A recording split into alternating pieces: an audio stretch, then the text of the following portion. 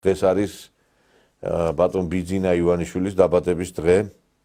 69 წლის გახდა ბატონი ბიძინა და მინდა რომ მიულოცო მას ეს დღე და ვფიქრობ რომ სწორედ მისი დამსახურება დღეს რომ თბილისი, ბათუმი, ქუთაისი არ იქცა ბუჩად, მარიუპოლად, ხერსონად, ზაპოროჟიეთ.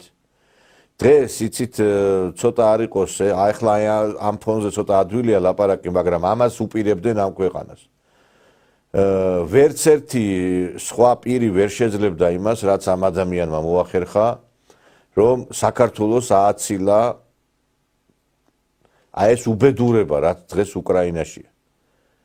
გახსოვთ ალბათ რა დიდი დაწოლა იყო მასზე, როგორი შეტევები იყო და დღესაც როგორ გრძელდება, დაასანქცირეს და როგორ ესე იგი ებძვიან და ვიცით რომ არა ბიძინა ივანიშვილი ვერც სააკაშვილის ხელისუფლების დემონტაჟი მოხდებოდა და ვერც ხელისუფლებაში მოხდებოდა ის რომ შენარჩუნებულიყო ხელისუფლება და ნაციონალები არ დაბრუნებულიყო. სხვა რომელიმე სხვა პირი რო ყოფილიყო, დარწმუნებული ვარ ჩამოიშლებოდა ეს ხელისუფლება. ანუ თავად ეს რომ ნაციონალების დაშლა და განადგურება და ნაციონალების არ დაბრუნება ეს პირადად ამ ადამიანის დამსახურება. უამრავი საქველმოქმედო პროექტი რომელიც განხორციელდა. ჩვენ გვყავს ძალიან ბევრი სხვა მილიარდელებიც და ხალხის ზარცვისა და ფლანგვის მეტი არაფერი არ გაუკეთებიათ ამათ. ევროპისკენ გვინდაო იძახიან ეს მოღალატეები, ხაზარაძეები, ნაყოფიები, ჯაფარიძეები და საკუთარი მეზობლისთვის არ მიუციათ ალბათ ერთი 5 ლარი მაინც დარწმუნებული ვარ. ერთი საქველმოქმედო რაღაც ღონისძიება არ ჩაუტარებიათ. და ჩვენ ვიცით რომ ბიძინა ივანიშვილის დამსახურებით უამრავი ეკლესია, მონასტრის რესტავრაცია მოხდა.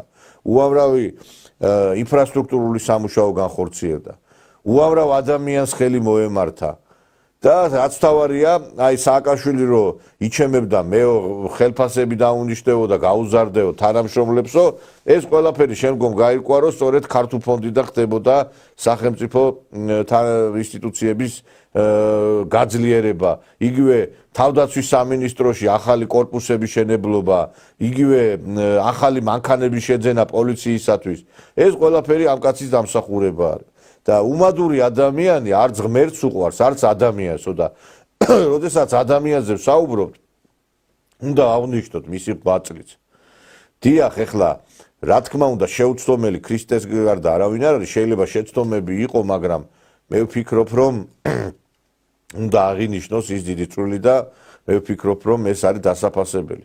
და ამიტომაც ებძვიან მას და ესეთი გააშმაგებული ბრძოლა მიდის.